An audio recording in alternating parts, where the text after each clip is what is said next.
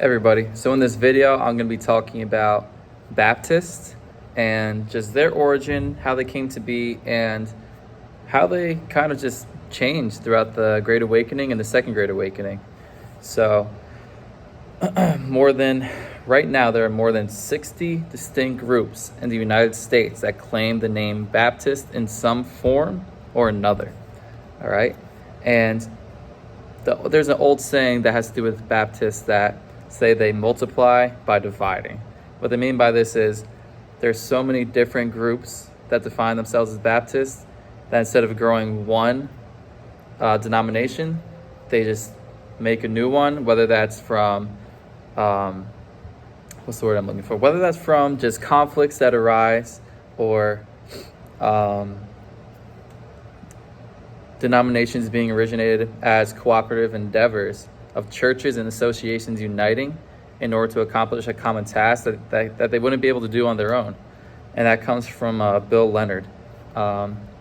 So in early America and during the Great Awakening, around 1638, Roger Williams was one of the first founders of the Baptist Church in America. And soon afterwards, there were other Baptist congregations that begun in Newport under the leadership of Dr. John Clark. So Clark was instrumental in founding the Newport colony, organizing a Baptist church there, and securing a charter from the English crown. One of the most prominent Virginia Baptists of this period was John Leland, or Leland, I'm not sure how to pronounce it, but he was a pastor and political activist. Leland was a friend of Thomas Jefferson and James Madison, so he had some influence on the founding of America and the leaders of America. He was outspoken of religious liberty, highly influenced by the Enlightenment, and he wrote proudly of the need for freedom of religion and was leading Virginia lobbyists during the constitutional period. Early Baptists in America soon fell into various theological camps, similar to those in England, from who they departed from.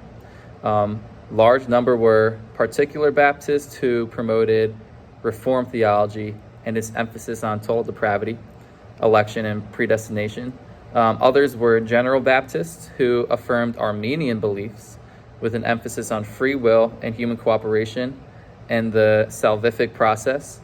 And then there were Seventh-day Baptists who insisted that Christ's coming had informed but not repudiated aspects of the original command, especially concerning Saturday as divinely ordained day of worship. Baptists helped maintain revivalism by sending missionaries to Virginia. Those missionaries provided a link between the First and Second Awakenings. The Second Awakening was most noticeable in the undeniable quantitative fact that Methodist and Baptist sects were not restructuring church life, but extending it. They were recruiting new Christians by the thousands. And an example of this is in 1785, the number jumped from 45,000 to 121,000. This wasn't the old church being rejuvenated, but a new church providing a pattern of thinking and social organization familiar enough to enlist people and new enough to enforce allegiances. So the awakening through Methodist and Baptist organizations helped to give social and religious direction to those disaffected from the establishment. So that's my video for this week. My sources came from Bill Leonard. They came from Donald Matthews and Bill Leonard as well, two of his books. So I hope you guys have a great week and had a great weekend.